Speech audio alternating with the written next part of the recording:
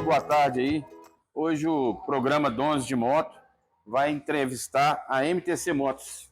Estou aqui com o proprietário da loja, tudo bem? Beleza, bom demais. Como que você chama? Carlos Alberto Pereira. Carlos, quantos anos você tem? 43, Você nasceu em qual cidade? Belo Horizonte. Belo Horizonte. Me fala sobre seus pais. Seus pais trabalhavam, você morava com eles? Não, na verdade eu não tive pai, né? Meu pai faleceu com 1 ano e meio, afogado lá em Lagoa Santa. E fui criado pela minha avó materna.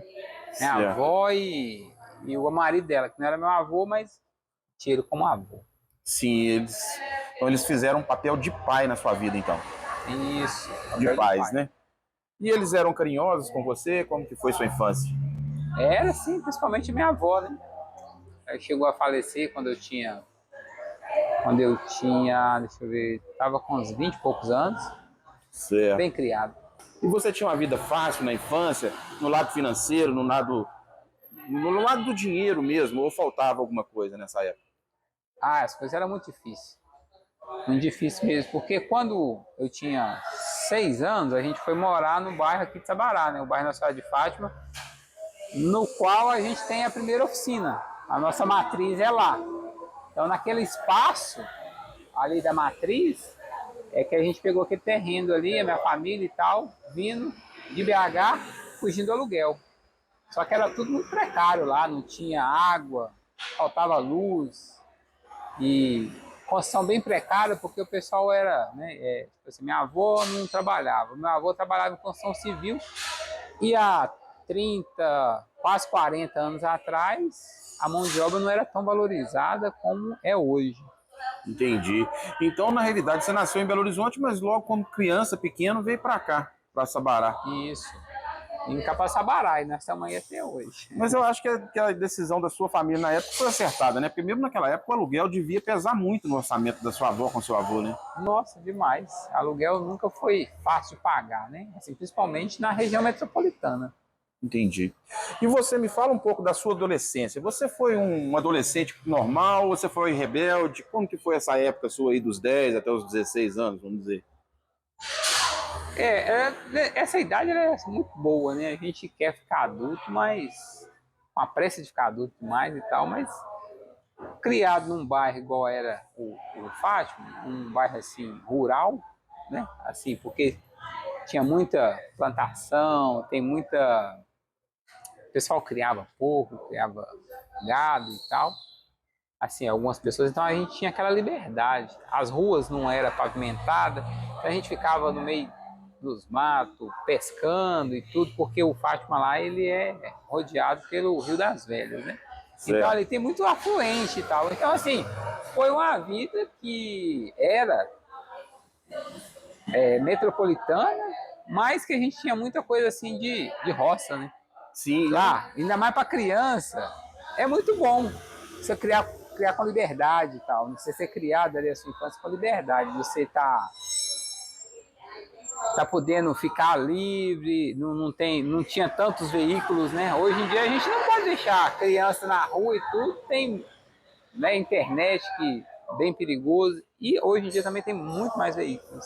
Sim. Então, assim, eu tenho a minha infância assim como ser muito boa e ter sido privilegiado por estar ali naquele espaço, por mais que foi difícil. Sim, questão de alimentação, a gente não tinha uma boa alimentação, né? Porque a gente era bem pobre e tal.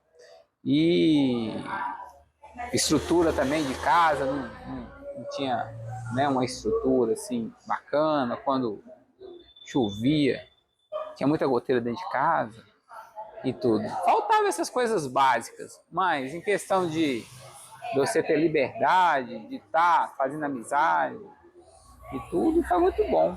Foi difícil, mas é um difícil que acaba fortalecendo a gente para a vida adulta. Você frequentava a escola nessa época de adolescente?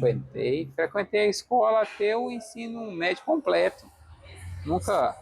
Sempre tive a noção de que o estudo é que iria me dar a capacidade de sair daquela situação. Entendi. Muito boa a resposta. Me conta então. Então, realmente você estava perto do centro de Belo Horizonte, mas ainda numa área que ainda era praticamente uma área rural, né? Que era... não tinha tanta construção. Hoje em dia, lá no bairro, deve ter quase 40 mil habitantes. Na época que a gente mudou para lá, não tinha nem 5 mil. Entendi. Era bem pequeno. E me fala agora, como que você iniciou no ramo de moto? Onde que veio o brilho que você começou a trabalhar nesse segmento? Eu comecei a trabalhar no ramo de moto em 2007. Aí 2007, porque assim, eu comecei a trabalhar cedo. Em 2007 eu tinha lá 26 anos. Eu comecei a trabalhar desde os 14, 15 anos, porque eu sempre quis ter as coisas, só que a minha família não podia dar, e eu via assim, já tinha uma mente empreendedora, fazer alguma coisinha ali, catar um esterco para vender para o pessoal, ou capinar um lote e tudo. Então eu comecei sempre a trabalhar bem cedo. Certo. E aí quando eu fiquei adulto, eu fui procurar um serviço registrado e tal, então fiquei 5 anos trabalhando como garçom, trabalhando em hotel, né, como atendente e tudo. Só que eu não gostava daquele ritmo, que era ritmo de noite e tudo. E o ritmo da noite, ele é muito sacrificante, sabe? De perder noite de sono e tal. Eu tinha aquilo na minha cabeça, eu tenho que fazer alguma coisa que vai me dar uma qualidade de vida melhor. E aí eu sempre gostei dessa questão de empreender. Aprendi a ter muito com a minha avó, porque a minha avó também, por mais que ela não trabalhava fora, dentro de casa ela sempre fazia alguma coisinha para vender. Entendi. Um chup-chup, ou então lavava a roupa dos outros. Sempre ela lavava. Aí eu tive que, para mim, a que a gente vê, né, os adultos fazendo, a gente repete, né? Que a gente Entendi. vai repetindo aquilo. Aí eu falei assim, ó, não vou sair da área de moto, não vou entrar numa área que eu sei que quase não existe crise. Antes da gente entrar então no segmento de como que você começou no ramo de moto, eu queria uma pergunta, porque você me falou que trabalhava muito à noite, né? Tanto garçom, em hotel. Como que era? Você conseguia dormir de dia? Dormia, mas não dormia com qualidade, não. Não era bom, né? Não era bom, não. A questão do sono é essencial na vida da gente. Entendo. Então vamos entrar no quesito da loja de moto, né? Como que você veio parar nesse segmento? Pois é, aí na época, em 2006 e tudo, não tava essa explosão como tem hoje, né? Hoje tem mais por causa de aplicativos e tal, e o pessoal também... Desemprego, emprego formal, essa mudança toda. Antigamente era mais emprego, né, formal e tal. E só que no bairro onde eu estava, eu ficava pensando assim, eu tenho que suprir uma necessidade de que não tem aqui no bairro. E quando eu analisando, vendo que estava faltando, eu falei assim, eu vou atender uma dor aqui do bairro, eu vou vender peça, né? Porque eu sempre gostei de empreender e tudo. Aí eu falei, vender uma peça de moto. Moto não tem aqui no bairro. Pensei em carro também, mas carro você precisa de um investimento maior. Só que aí eu fui na cara, na coragem. Eu tinha uma Twister, foi até engraçado. Eu tinha uma moto Twister e aí eu fui na agência e eles refinanciaram ela para mim.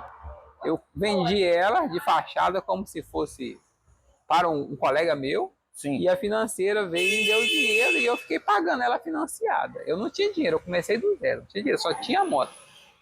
Aí eu comprei meia dúzia de peças e assim, a escolha foi boa. Por quê? Mesmo com meia dúzia de peças que eu comprei ali, começou a ter um giro. Entendi. Começou a ter um giro e tal, eu aluguei uma loja, eu ainda não estava no espaço que a gente tem hoje de matriz, né? Que é lá na rua Borda da Mata. Aí eu aluguei uma loja, comprei umas partilheiras, comecei a vender umas peças ali. E aí o pessoal, né, já me conhecia lá da região desde criança, o pessoal ficou sabendo que tinha e tal. E no início eu ainda estava trabalhando, né, num restaurante de hotel lá na Praça da Liberdade. E aí o tempo foi passando ali e foi ficando muito apertado, porque eu trabalhava de noite, na parte da noite, e de dia eu tinha que abrir a loja. Poucos meses eu já saí e já fiquei fixo lá, que aí eu vi que o negócio realmente ia dar certo. Mesmo com pouco dinheiro, poucos meses depois eu fui e saí do meu emprego de garçom e fiquei só na loja. Então você era tudo na loja, né? Que era você sozinho. Você era um mecânico, no caso. Você que fazia o serviço de mecânico. A princípio eu vendia, comprava, instalava peça. Fazia tudo para dar certo. Então, a dificuldade maior que você teve foi o lado financeiro, né? Porque, na realidade, você refinanciou a moto, você pegou como se você tivesse pego um dinheiro emprestado para iniciar. E deu certo os pagamentos naquela época ou foi com muita dificuldade? Ué, até que não deu muito certo assim não, porque depois é o seguinte, foi até engraçado. Eu passei a moto, nesse financiado no meu nome, eu passei para outra pessoa pagar. Paguei um tanto e tal, como se fosse só os juros, e aí a pessoa ficou interessada e falou assim, não, eu vou acabar de pagar essas parcelas. Aí o cara morava lá em Betim. Aí você acredita que o cara não pagou nenhuma parcela? E deixou ali e tal, aí depois eu tive que entrar em contato com o banco, renegociar aquela dívida, eles aceitaram abater a maioria das parcelas, eu quitei ela e tal.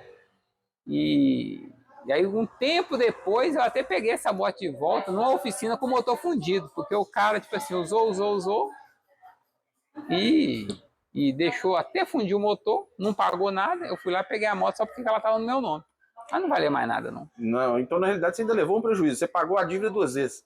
Né? Paguei 2 vezes. E me conta, hoje que você está com essa estrutura toda, né? Você se sente realizado? Você acha que você conseguiu vencer, passou as barreiras mais difíceis? O início já foi, né? O início ali os primeiros anos, que são bem difíceis para, né? Porque tem muita dúvida, né? A gente não sabe se vai dar certo tudo.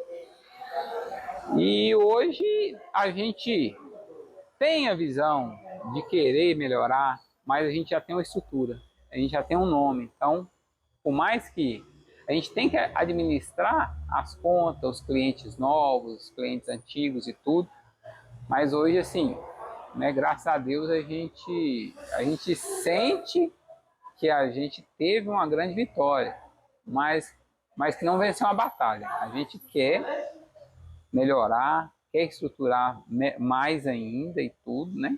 Porque, né, a gente de pequeno, vamos supor que a gente era uma muda e agora a gente está quase no ponto de dar um fruto.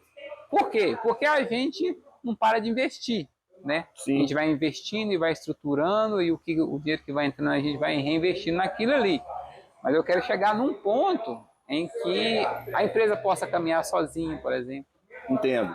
Sabe? Que você não seja um funcionário que necessário na loja, né? Isso, eu não, né? Eu quero sair desse operacional direto. Entendo. Direto, porque a gente ainda precisa estar resolvendo muita coisa e tal. Mas eu quero deixar a nossa empresa, a MTC, o meu sonho é que ela esteja no modelo franqueável, por exemplo. Entendi. Eu quero chegar nesse nível de ter ela assim, não significa que eu vou fazer ela uma franquia, mas o nosso objetivo é que ela chegue a tal ponto que a gente possa estar vendo, executando, mas por trás ali, né? Entendi o raciocínio. E me fala sobre a sua oficina. Você tem que tipo de equipamento? Seus mecânicos são bons colaboradores para a empresa? Graças a Deus a gente tem uma equipe boa, sabe? Hoje em dia também a gente está com assessoria na oficina, né? A gente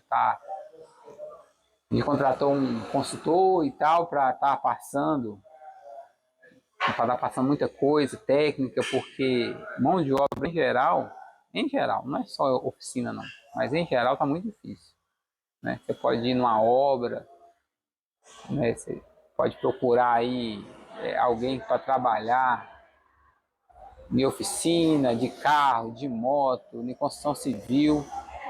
É difícil de arrumar, até para construir, fazer alguma reforma na sua casa é difícil.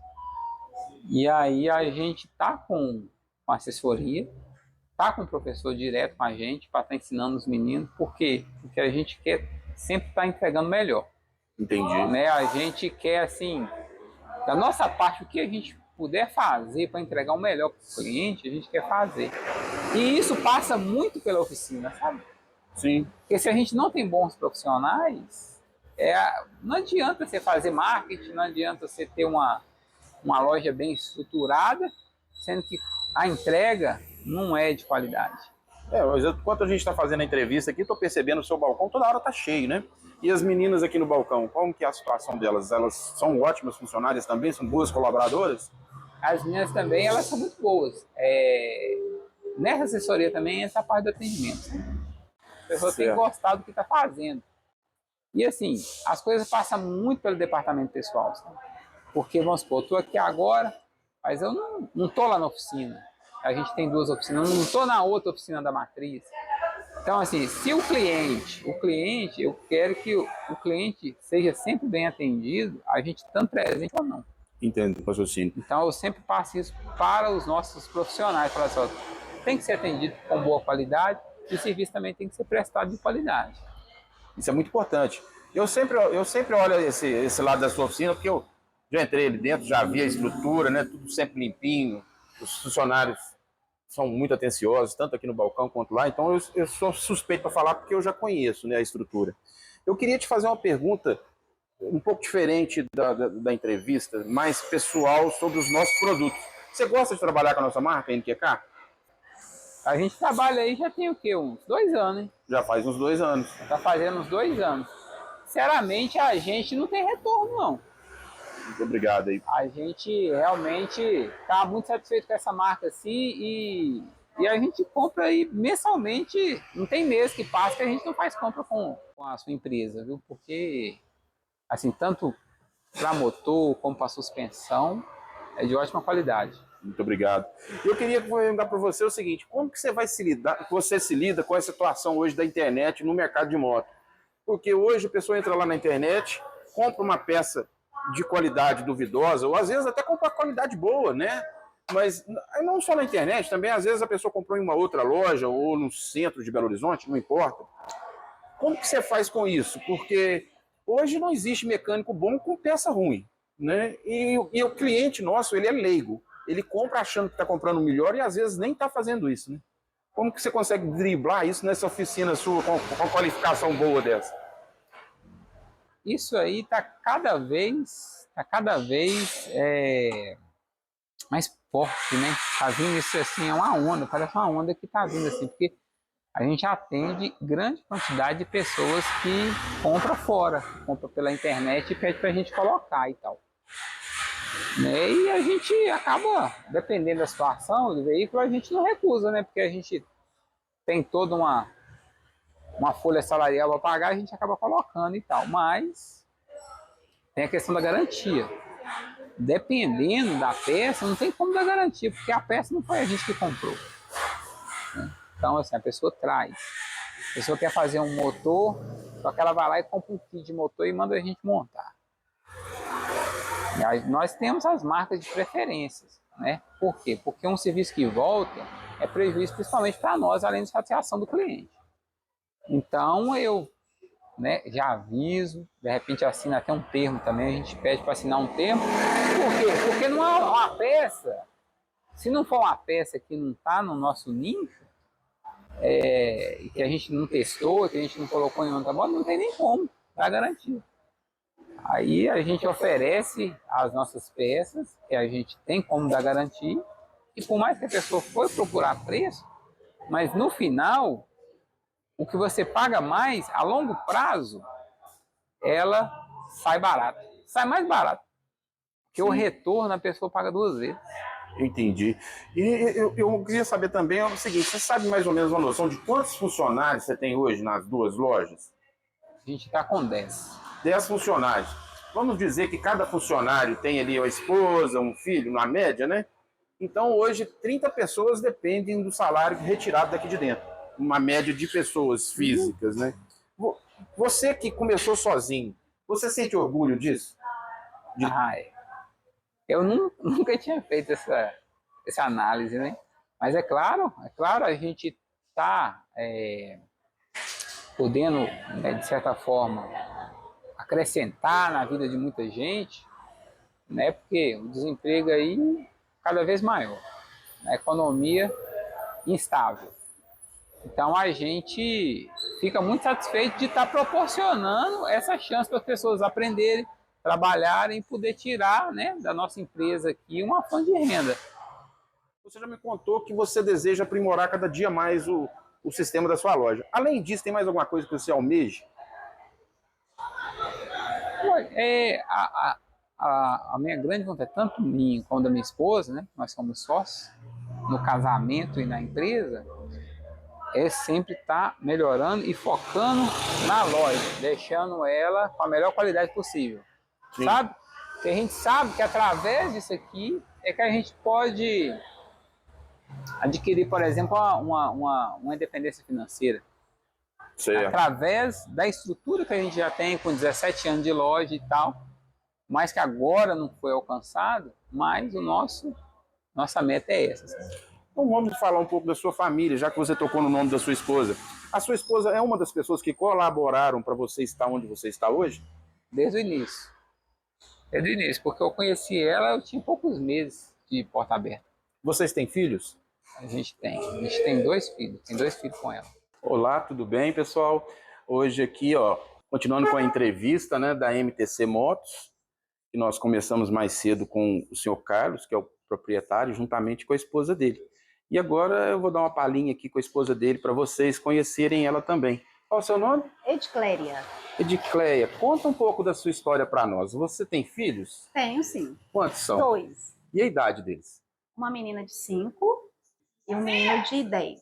Oh, que bom. E me conta, o Carlos é bom marido? Ele é. É bom pai? Sim. Nossa, incrível. É, que bom. Nossa, esse sorriso seu conta a história toda da família, né? É uma felicidade para nós entrevistar assim, né? Quando a pessoa está feliz com a vida. E me conta, você conhece o Carlos há quantos anos? Há mais ou menos 15 anos. É, quando você conheceu o Carlos, ele já estava bem de vida, com esses lojões, com as 2 lojas perfeitas que ele tem hoje? Nada. Quando eu conheci ele, era uma portinha. Só uma porta, né? Tinha acabado de montar a loja. Tinha 6 meses. 6 meses? 6 meses. De loja. E você, então, ajudou ele nesse Sim. princípio? Até então, a gente só namorava. Ah, vocês eram namorados? Só namorados. Aí, depois a gente foi, né, namorando e fomos se gostando. Aí a gente casou. E aí eu vim trabalhar com ele. Ah, então você pode dizer que a MTC tem metade do trabalho aqui foi com você, né? Sim, a gente além de ser casado, a gente é sócio. Ah, que bom, vocês são sócios hoje. Aí a gente foi e mudou, né, desse lugar, que era só uma portinha, a gente veio para esse lugar. Entendi. Né, a gente comprou aqui, porém não tinha essa estrutura que tem hoje. Certo. Era um pouco melhor, questão de tamanho, mas ainda era muito precário, sabe? Sim. Aí só depois de 12 anos, se não me engano, que a gente fez a reforma que está hoje. Ah, hoje está muito bonita a loja, né? A gente vai mostrar para vocês aí, tá? Uma filmagem da loja. Mas me conta uma outra situação. Vocês têm 2 lojas, né? Praticamente você tomando conta dessa e ele da outra. Justamente. E aí sobra para você tomar conta dos filhos também, né? Também. Então é loja e casa. Loja e casa. E você mora aqui perto? Moro em cima da nossa oficina, que está do outro lado da rua. Ah, que bom. Eu te agradeço muito aí pela conversa, tá? Deus te joia. pague. Obrigada. Valeu. E agora eu quero te perguntar uma coisa. A maioria dos lojistas que está lá naquele grupo nosso do WhatsApp vai ver essa entrevista, mas juntamente com eles, né, todos que entrarem na rede social individualmente aí, vão ver essa entrevista. Provavelmente mais de 1.000 pessoas. E você ficou feliz de compartilhar um pouco da sua história conosco? Ah, com certeza. Com certeza. Desde quando você me convidou aí e tal, me chamou para fazer parte, para mim é tranquilo, sabe? Porque serve de exemplo, né? Serve de exemplo para outras pessoas que hoje em dia podem estar começando ou que acham que não vai dar certo e tudo. Se você está começando um segmento, você tem que acreditar, porque as coisas, tudo acontece primeiro na cabeça da gente, para depois acontecer no físico. Então as coisas começam dentro da cabeça. Então se você não acredita, as coisas não vão acontecer. Poderia para a gente falar o endereço completo da loja? Essa loja aqui, ela fica logo na entrada aqui do centro de Sabará, né? Do centro histórico e do centro em geral, porque aqui só tem um centro. A avenida aqui é a Avenida Expedicionário Romeu Jerônimo Dantas, 817. A gente está aqui situado em frente aos bombeiros, Defesa Civil, a PAI. Aqui é super fácil de chegar. Gente, e fala para nós aí também o DDD com o celular ou com o número da loja. O número da loja? Ó, eu vou falar aqui o número da loja que é o mais antigo, que a gente mais usa também, assim, que mais a gente conhece até de cor, é o 31 3672 2003. Você me autoriza a divulgar essa entrevista sua nas redes sociais para os outros lojistas verem? Pode, com certeza. Esse é o objetivo. Então tá, muito obrigado aí por tudo. Aqui um Beleza, brindezinho cara. para você. Tá Valeu joia? demais. Obrigado Ganha aí, um brinde. pessoal. Com Deus aí todo mundo. Valeu.